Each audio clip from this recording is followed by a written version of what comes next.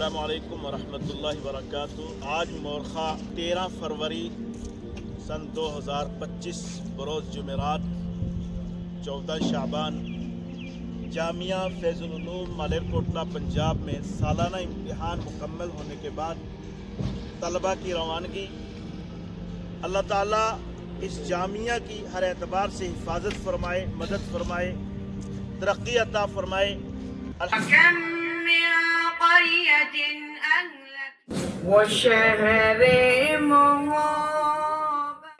جمعیت علماء ہند کا نام ہندوستان کے ہر ایک۔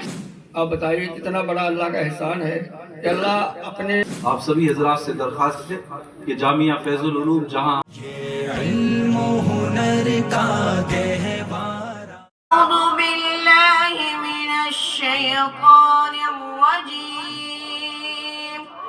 بسم اللہ الرحمن الرحیم، الف لام میم صاد، کتاب انزل الیک فلا يكن في صدرك حرج منه لتنذر به وذكرى للمؤمنين. اتبعوا ما أنزل إليكم من ربكم ولا تتبعوا من دونه أولياء قليلا ما تذكرون. وكم من قرية أهلكناها فجاءها بأسنا بياتا أو هم قائلون. فما كان دعواهم إلا أن قالوا إنا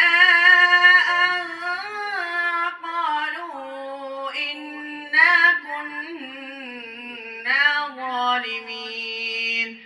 فلنسألن الذين أرسل إليهم ولنسألن المرسلين فلنقصن عليهم بعلم وما كنا غائبين.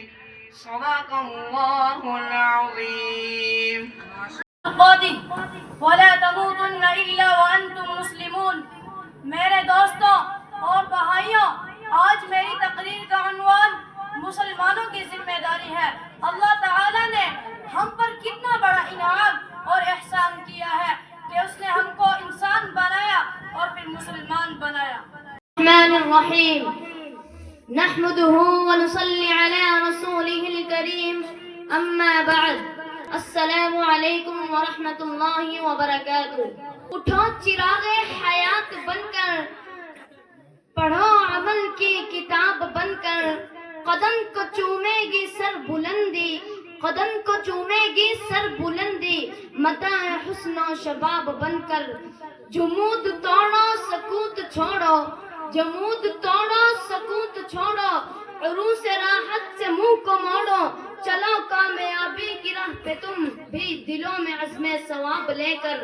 جمعیت علماء ہند کا نام ہندوستان کے ہر ایک شخص کی زبان سے بار بار سنا جاتا ہے۔ جمعیت علماء ہند سن 1919 میں مولانا کفایت اللہ صاحب، حضرت مولانا حفظ الرحمان صاحب سیوہاروی، شیخ الاسلام حضرت مولانا محمود حسن دیوبندی رحمت اللہ علیہ کی سرپرستی میں قائم ہوئی۔ جمعیت علماء ہند نے ہندوستان کی آزادی میں بڑھ چڑھ کر حصہ لیا، خاص کر حضرت شیخ الہند مولانا محمود حسن دیوبندی، شیخ الاسلام حضرت مولانا حسین احمد مدنی، شیخ الاسلام حضرت مدنی مجاہد ملت مولانا حفظ الرحمان صاحب سیوہاروی اور مفتی کفایت اللہ صاحب وغیرہ۔ ہم نے انگریزوں کے خلاف زبردست تحریک میں قیادت کی۔ جمعیت علماء ہند کے بزرگوں نے سب سے پہلے آزادی کا نعرہ بلند کیا اور آزاد ہندوستان کا مطالبہ کیا۔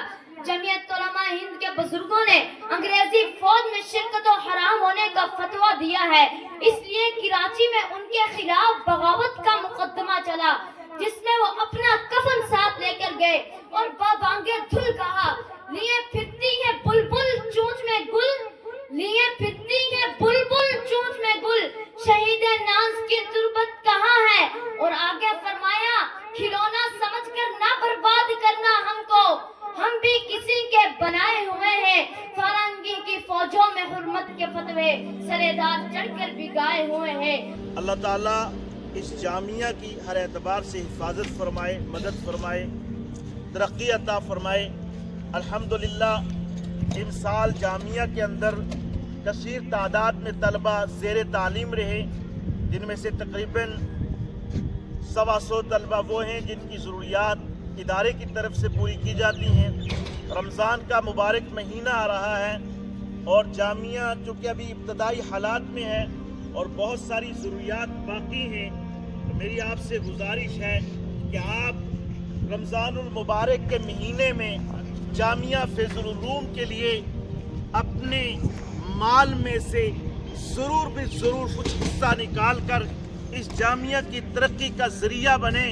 انشاءاللہ آنے والے وقت میں ایک بڑا مرکزی ادارہ ہوگا، اور اب سالانہ امتحان کے بعد ہم نے یہ بھی طے کیا ہے کہ قرآن کریم کی تعلیم کے ساتھ ساتھ عصری علوم 10ویں تک کی تعلیم اس ادارے میں انشاءاللہ رمضان کے بعد فوری طور پر دی جائے گی۔ اس لیے تمام اہل خیر حضرات سے اپیل ہے کہ آپ رمضان المبارک کے مبارک مہینے میں اپنی جان مال سے اس ادارے کا تعاون فرمائیں اور دعائیں فرمائیں۔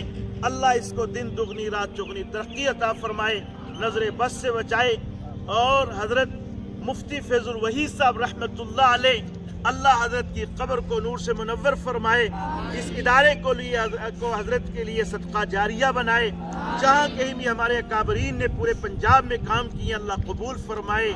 اللہ تعالیٰ دن دگنی رات چگنی ترقی عطا فرمائے۔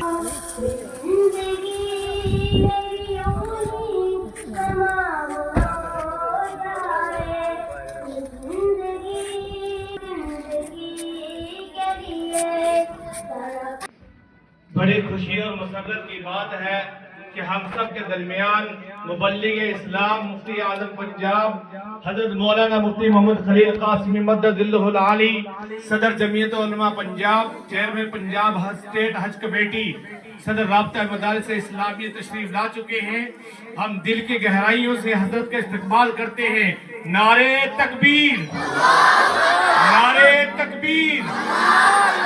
حضرت کیونکہ لا الہ الا اللہ، اللہ نے یہ کلمہ حضرت آدم علیہ السلام کو بھی سکھایا۔ اس کلمے کو پڑھ لینا آسان ہے، اس کے مفہوم کو دل میں اتارنا بڑا مشکل ہے، کیونکہ دل میں جب اترتا ہے، جب ہر چیز پر بندہ اقرار کر لے اللہ کے سوا کوئی عبادت کے لائق نہیں، اللہ کے سوا کوئی روزی دینے والا نہیں، اللہ کے سوا کوئی اولاد دینے والا نہیں، اللہ کے سوا کوئی زمین سے غلہ اگانے والا نہیں، اللہ کے سوا کوئی آسمان سے بارش برسانے والا نہیں، اللہ کے سوا دائیں سے بائیں کرنے والا نہیں، بائیں سے دائیں کرنے والا نہیں، یہ ہوا اللہ کے علاوہ کوئی نہیں چلا سکتا۔ اس زبان کے اندر بولنے کی طاقت میرے خدا نے بخشی ہے، ان آنکھوں کے اندر دیکھنے کی طاقت میرے خدا نے بخشی ہے۔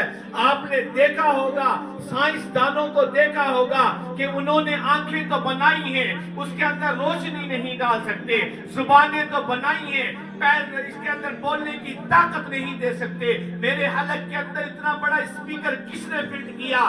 یہی مطلب ہے لا الہ الا اللہ کا۔ دماغ کے اندر سوچنے کی طاقت کس نے بخشی؟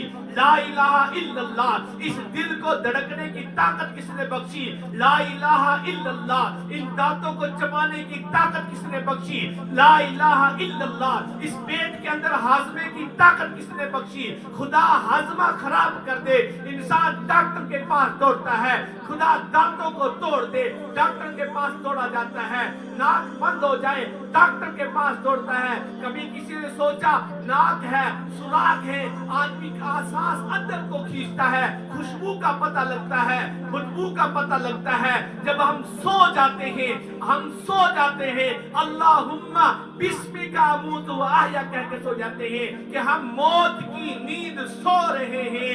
अल्लाह वो है, इलाह वो है, ला इलाहा इल्लल्लाह वो है जो हमारे सोते हुए भी सांसों को चला रहा है, फिर सुबह उठकर हमें एक नई जिंदगी बख्शता है। वही है इलाह, वही है अल्लाह, वही है खालिक, वही है माबूद। दिल से कह भी दिया, जुबान से कह भी दिया ला इलाहा तो क्या हासिल, अगर दिल और निगाह मोमिन नहीं तो हम मुसलमान नहीं।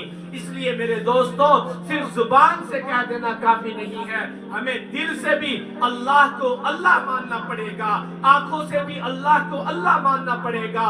जिन आंखों से हम कुरान देखते हैं, ये सारा जहान देखते हैं, ये आंखें भी उसे रब के दी हुई है। और फरमाया जो कुरान की महफिल है, ये कुरान के पढ़ने वाले हैं, अल्हम्दुलिल्लाह इस कुरान का मौजिज़ा ये है, इसको अंधे भी इसकी तिलावत करते हैं, गूंगे भी इसकी तिलावत करते हैं। वीरान जिंदगी थी, वीरान जिंदगी थी, मैं खाक छानता था, मौला तेरे कुरान से पहले मुझे कौन जानता था। जो जो कुरान के साथ जुड़ा, अल्हम्दुलिल्लाह अल्लाह ने उसका मुकाम भी बुलंद कर दिया।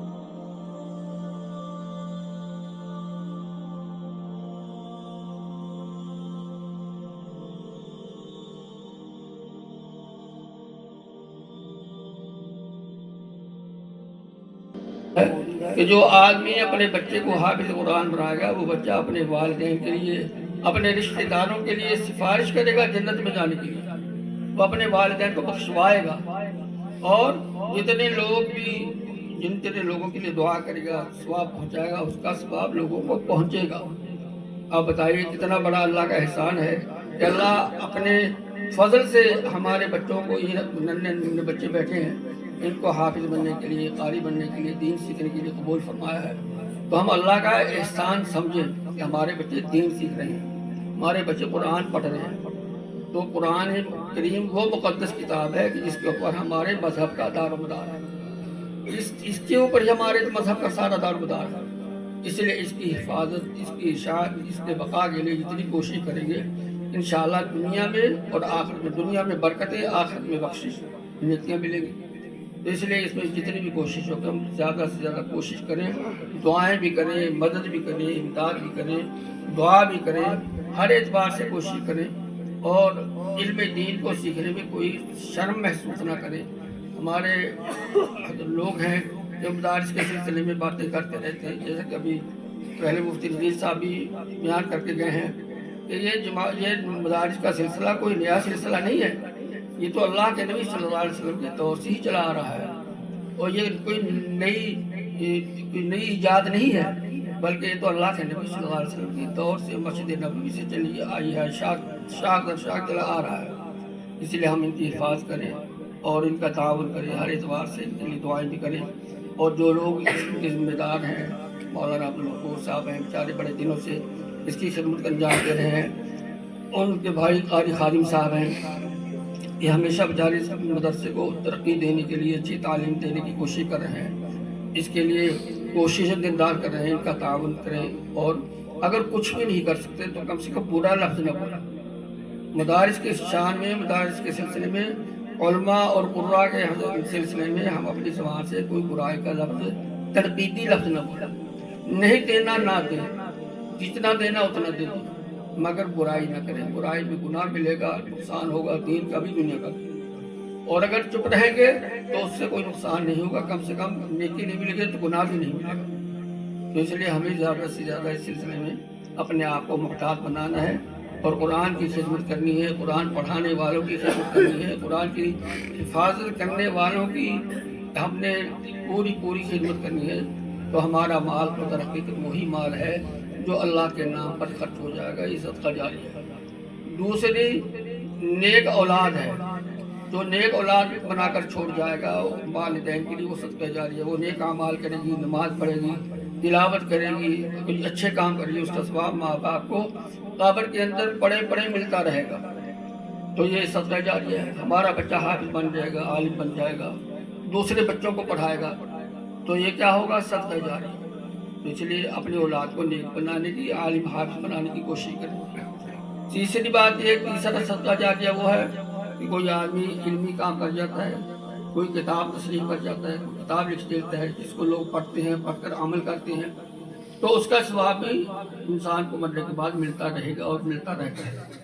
تو یہ 3 چیزیں حدیث پاک میں فرمائی گئی ہیں جو انسان کے لیے مرنے کے بعد بھی ثواب کے پہنچنے کا ذریعہ ہے۔ تو اس لیے ہمیں صدقہ جاریہ میں وہ حصہ لیتے رہنا چاہیے اور اپنے مال کو زیادہ نیک کاموں میں خرچ کریں۔ مسجد بن رہی ہے، مدرسہ بن رہا ہے، اور طلبہ کی خدمت ہے اور اساتذہ کی خدمت ہے۔ دیکھو جیسے قرآن کریم کو پڑھنا عبادت ہے، قرآن کریم کو پڑھانا عبادت ہے، ایسے قرآن کریم پڑھنے اور پڑھانے والوں کی خدمت کے لیے پیسہ خرچ کرنا بھی بہت بڑی بات ہے۔ خوش نصیب ہیں وہ لوگ جن کا پیسہ قرآن کریم کی حفاظت کے لیے یا قرآن کریم کو پڑھنے پڑھانے والوں کی خدمت میں لگ جائے، وہ بڑا ہی سعادت مند لوگ ہیں اور ان کا پیسہ بھی بڑا مبارک ہے۔